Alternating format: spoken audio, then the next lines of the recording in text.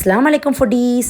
இன்றைக்கி ஒரு தரமான ரெசிபி தான் ஷேர் பண்ண போகிறேன். இந்த ரெசிபிக்கு தனியாக ஃபேன் பேஸே இருக்குன்னா பார்த்துக்கோங்களேன். இந்த ரெசிபியை பிடிக்காதவங்க யாருமே இருக்க மாட்டாங்க. ஸோ இன்றைக்கி நான் என்ன பண்ண போகிறேன் அப்படின்னா, கொரியன் ஸ்டைல் ராமன் நூடுல்ஸ் தான் பண்ண போகிறேன். இதில் எந்த கெமிக்கல்ஸ் எந்த ப்ரிசர்வேட்டிவ்ஸுமே இல்லை.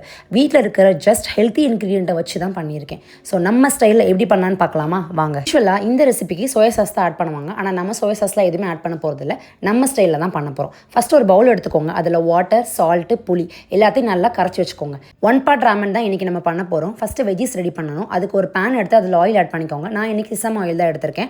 அதுக்கப்புறம் கார்லிக்கு, பன்னீர். இந்த பன்னீர் வந்து வீட்டில் பண்ண ரெசிபி தான். இது ரெசிபி வேணும்னா மறக்காம ஃபோசி பைட்ஸ் செக் பண்ணிக்கோங்க. அதுக்கப்புறம் சால்ட்டு, பெப்பர், நம்ம ரெடி பண்ண புளி தண்ணி எல்லாத்தையும் ஆட் பண்ணி நல்லா ஃப்ரை பண்ணி வச்சுக்கோங்க. இதே ப்ரொசீஜரில் மஷ்ரூமையும் கேப்சிகையும் நல்லா சாட்டே பண்ணி ஒரு பிளேட்டில் ட்ரான்ஸ்ஃபர் பண்ணிடுங்க.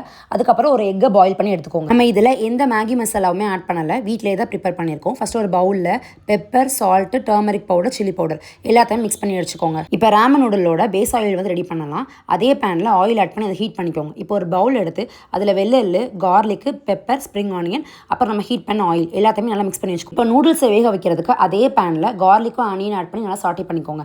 அதுக்கப்புறம் அதில் வாட்டர் ஆட் பண்ணி அதை நல்லா பாயில் பண்ணதுக்கப்புறம் அதில் வீட் ஸ்பெகட்டி தான் நான் எடுத்திருக்கேன். வீட் ஸ்பெகட்டி ஆட் பண்ணிவிட்டு அதோட புளி தண்ணியும் நம்ம ரெடி பண்ண மசாலாவையும் ஆட் பண்ணி 10 நிமிஷம் நல்லா வேக வச்சுக்கோங்க. இப்போ நம்ம ராமன் நூடுல்ஸ் அசம்பிள் பண்ணலாமா? ஒரு பவுலில் நம்ம ரெடி பண்ண பேஸ் ஆயிலையும் நூடுல்ஸையும் ஆட் பண்ணி நல்லா மிக்ஸ் பண்ணி வச்சுக்கோங்க.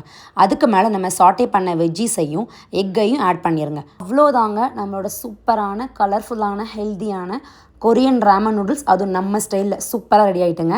இனி கடையில் யாரும் கண்டிப்பாக வாங்காதீங்க. தெரியாமல் அன்ஹெல்தியாக சாப்பிட்டதெல்லாம் போதும். இனிமேல் தெரிஞ்சுட்டு ஹெல்த்தியாக சாப்பிட மறக்காமல் ஃபவுசி பைட்ஸை ஃபாலோ பண்ணிக்கோங்க.